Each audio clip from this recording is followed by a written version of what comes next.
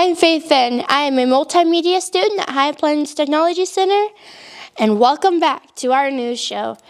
This year, we have a lot of news stories to show y'all, but first, we'll get started with Destiny Thompson.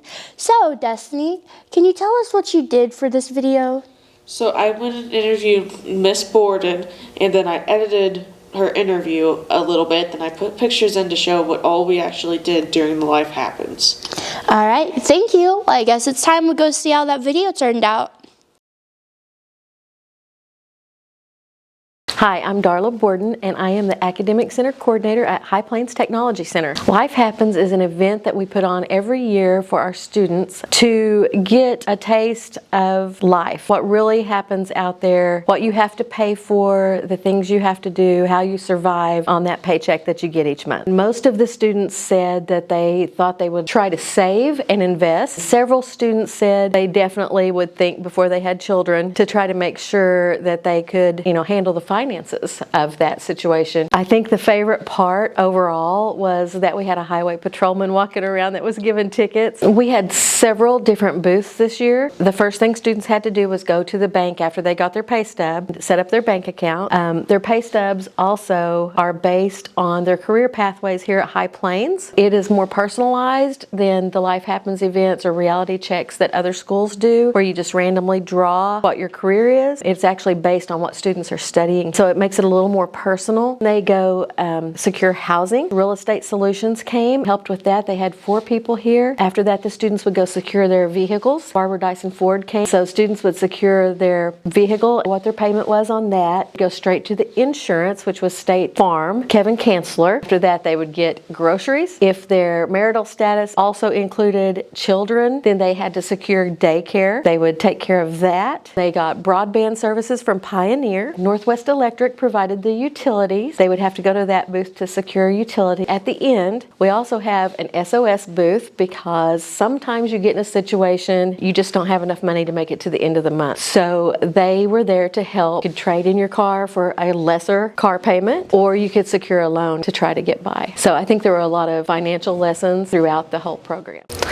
Welcome back. I am here with Yandy Cassio from Sharon Mutual High School. So, Yandy, can you tell me what you did for this video? For this video, I helped write down questions that we had to ask, and then I helped film.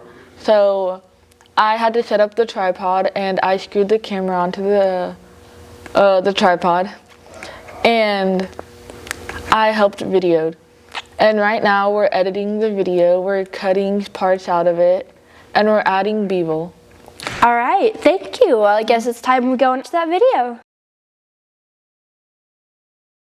I am Megan Lastly, and I am a teacher at High Plains Technology Center, and I am the Service Careers and Teacher Prep. What I do here at High Plains is I teach Service Careers, which is horticulture and teacher prep. The teacher prep class is a classroom that the kids come to that may want to come and become a teacher, and they also are learning how to be a para. So there's kind of 2 parts to the teacher prep, and I can just see what their likes are and we can train them as needed. So then the other part of my classroom is the Service Careers, and this is the horticulture, landscape, and snack bar part of my classroom. And what we do here is we learn how to landscaping, edgers, mowers, weed eaters, and horticulture, which is the 2 big greenhouses in the back. Also, another part is the snack bar, and the snack bar is a key part of our classroom. Our teacher prep and our Service Careers, they both work together with running the snack bar. Teaches basic skills, money, counting back change, and customer service, which is huge in my classroom. We teach how to prepare, how to talk to customers. If customers are being rude, how we handle that. I love the way that we train kids for careers, and it is a different setting than a typical academic setting. This is learning-based and hands-on, where kids can become successful in a trade that they see fit for them. My favorite part of working here at HPTC is the students and the teachers. I love coming to work here every single day. Everybody's happy. I feel like the students are happy to be here. They're interested in their career of choice in their classroom, and just I love coming and making a difference. Hi, welcome back. I'm Faith Finn, and I'm here with Kevin Sinoceros from the Buffalo High School. Now, can you tell me what you did for this video? I filmed Aiden's and Miss Meyer's interview and B-roll. All right, well, I guess it's time we go see how that turned out.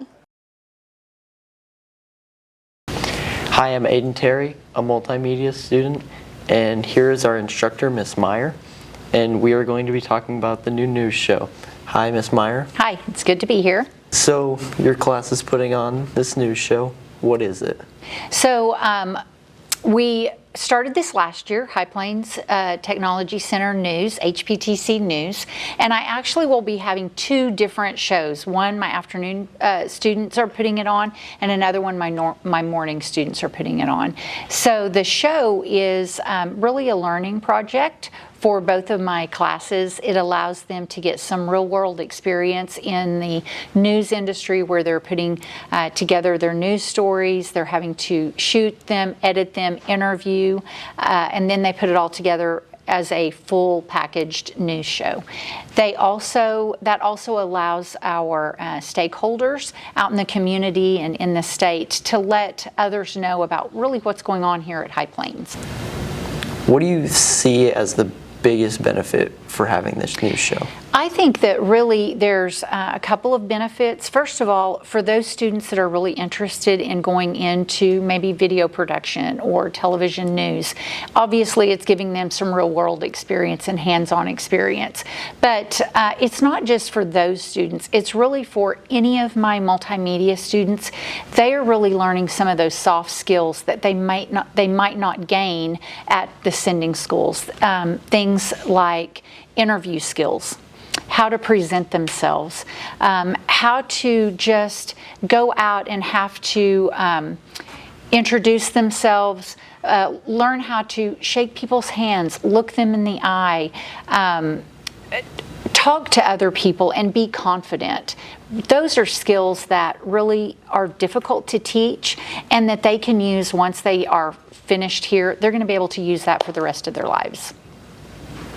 So how could you see this news show expanding in the future?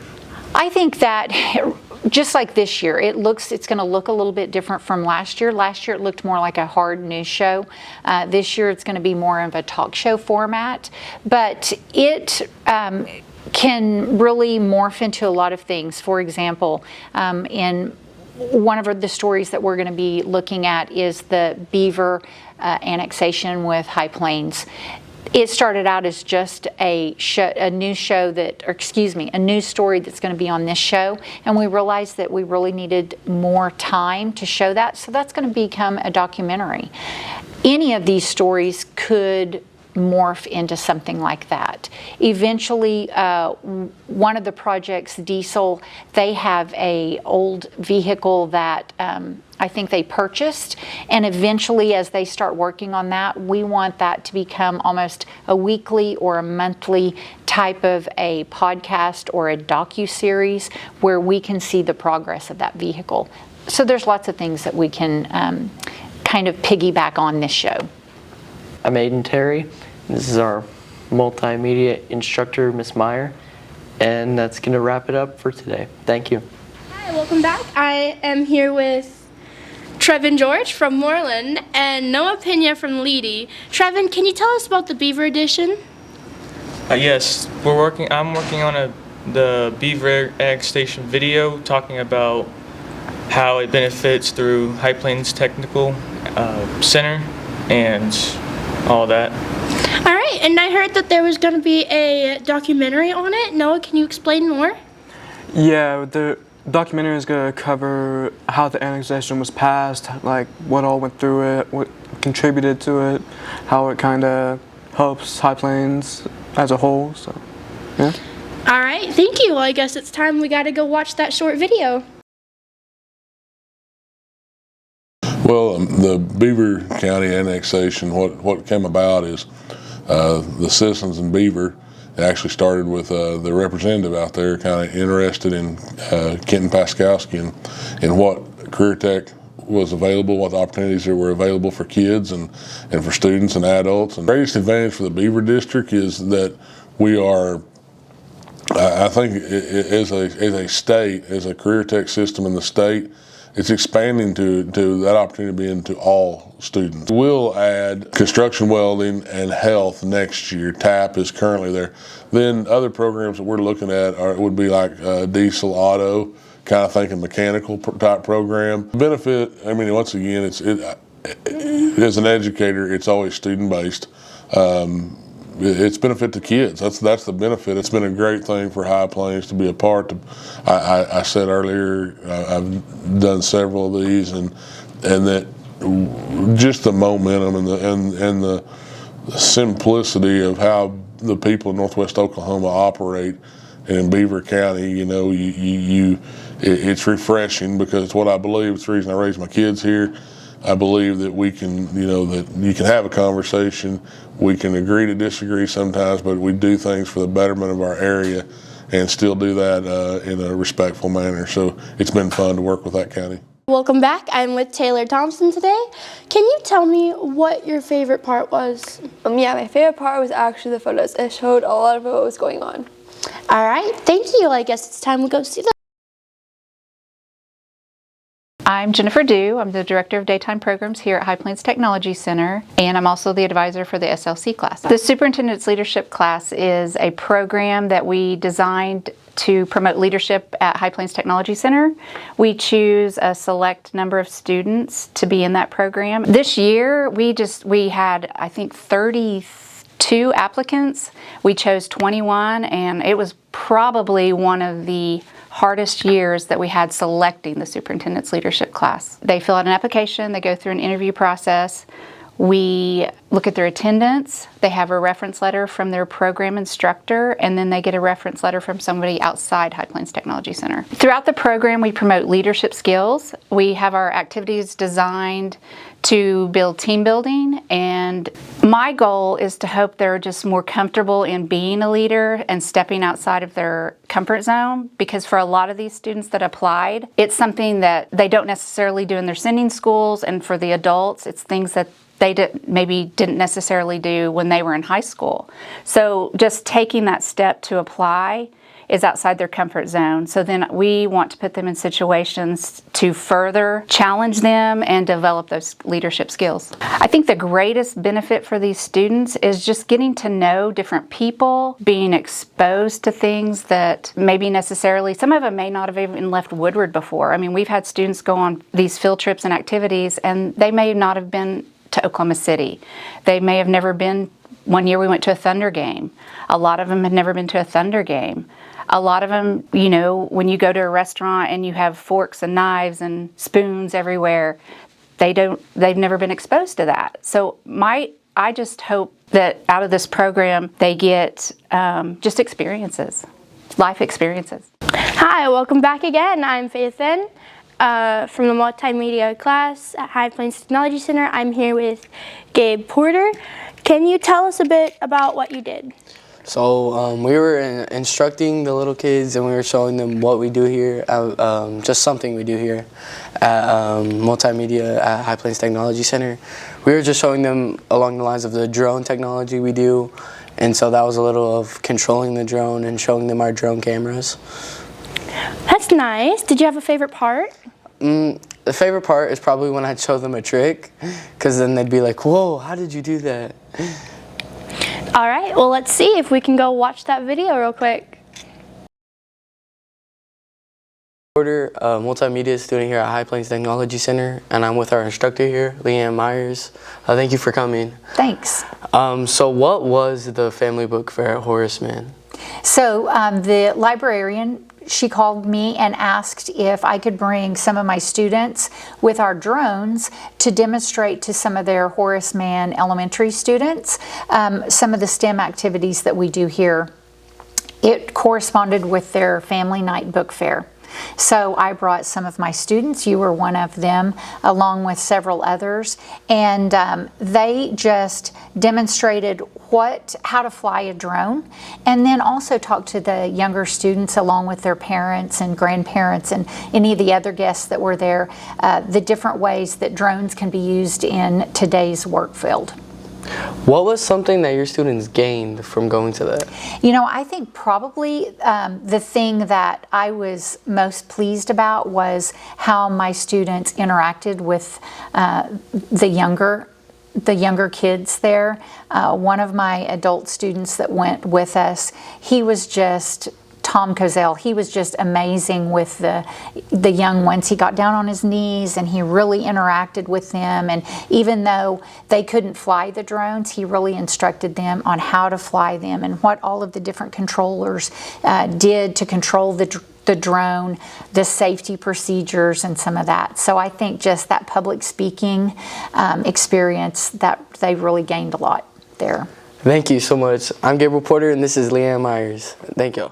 Hi, welcome back. I'm Faith Finn, here with Braxton Irwin from Fargo Gage High School. Now, can you tell us a bit about what you did?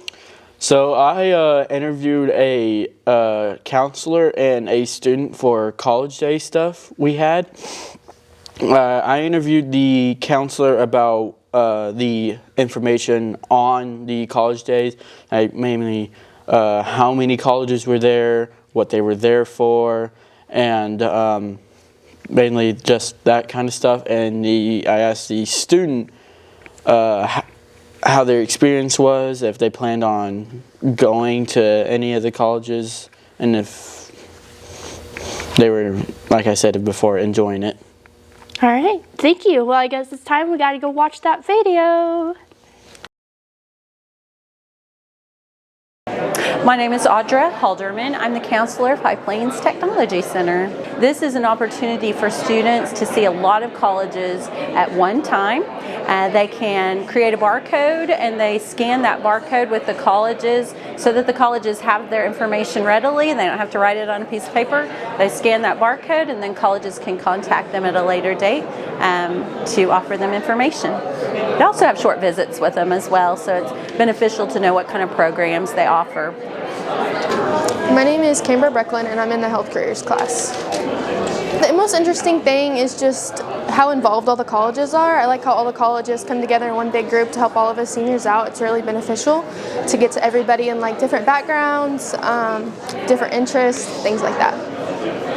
I definitely benefited in like the questions that I had for the colleges that I wanted to go to.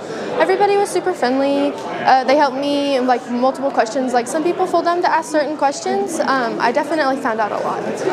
So there's 35 colleges here today, and it's kind of hard to make that many college visits, isn't it? So it is a great opportunity for our kids to see them all together in one place. 35. I believe there are 11 schools. So juniors and seniors, that's not a stressful time of life, it's an exciting time of life, I would say, and they're trying to decide on their next steps to adulthood. And so what they have to do is think, is college right for me? Is what I want to do? Does it require college education? And if it does, then they need to make contacts with these schools to see what's most affordable for them, what offers them the best program that they might be interested in, and start making those plans right now as a junior or senior.